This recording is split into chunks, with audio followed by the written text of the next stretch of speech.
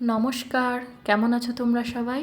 আমার ছোট্ট সংসারের একটি ব্লগে তোমাদের সবাইকে স্বাগত জানাই। আমার সংসারটা আজ কতটা অগোছালো। হাতে আর মাত্র একটা দিন হাজব্যান্ড আর আমি দুজনে মিলে কিন্তু গোছগাছ শুরু করে দিয়েছি। দেখো কত জিনিস নষ্ট করতে হবে।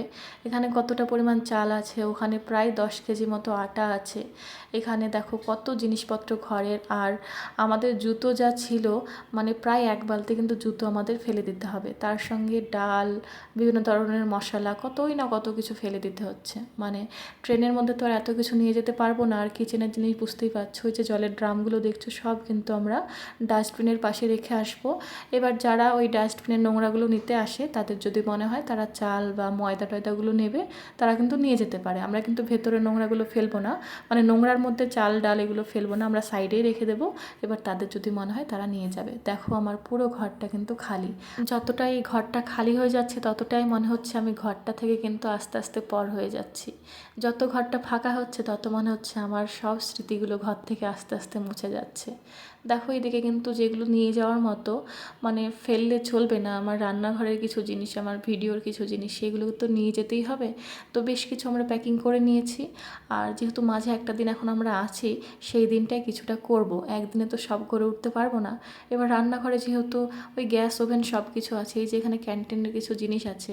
এবার আমার ছেলের ক্যান্টিনের জিনিস খেয়ে এমন একটা অভ্যাস হয়ে গেছে, ওখানে বাইরের দোকানের কোনো কিছু খেলে কিন্তু ওর পেটে একটা সমস্যা হয়, পেটে ব্যথা হয়। সেই জন্য কিন্তু ছেলের খাবারের মতো বেশ কিছু খাবার আমরা নিয়ে নিয়েছি, যেগুলো বাড়িতে গেলে খেলে ওর একটু অসুবিধা হয়ে যায়, ম্যাগি ট্যাগি প্যাকেটগুলো।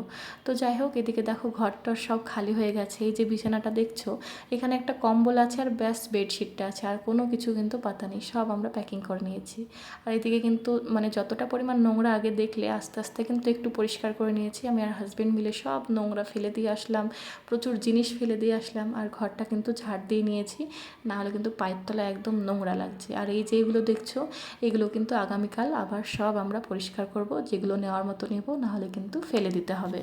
খুব ছোট্ট করে কিন্তু তোমাদের সাথে ব্লগটা শেয়ার করলাম, যেহেতু বুঝতেই পারছো কাজের কতটা চাপ আছে, আর এর মধ্যে ভিডিও বানানো কিন্তু একদম সম্ভব নয়। এই যে তোমাদের সঙ্গে মাত্র 3 মিনিটের ভিডিওটা শেয়ার করছি, 3 ঘন্টা থেকে কিন্তু জিনিস ওপর থেকে নিচে ফেলে দিয়ে আসা, গোছানো, পরিষ্কার করা, এসব কিন্তু চলছেই। আর রাত্রের খাবারে এই দেখো একটু বেগুন পোড়া খেতে মন চাইছিল, ঘরে প্রচুর সবজি আছে, সেগুলোও একজনকে দিয়ে যাব। সব কিছু তো আর ফেলে দেওয়া যায় না, সে যদি নিতে চায় তাহলে দিয়ে যাব। তো দুপুরে কিছু ছোটোখাটো মানে রান্না আছে অল্প স্বল্প, সেগুলো দিয়ে রাতের খাবারটা হয়ে যাবে।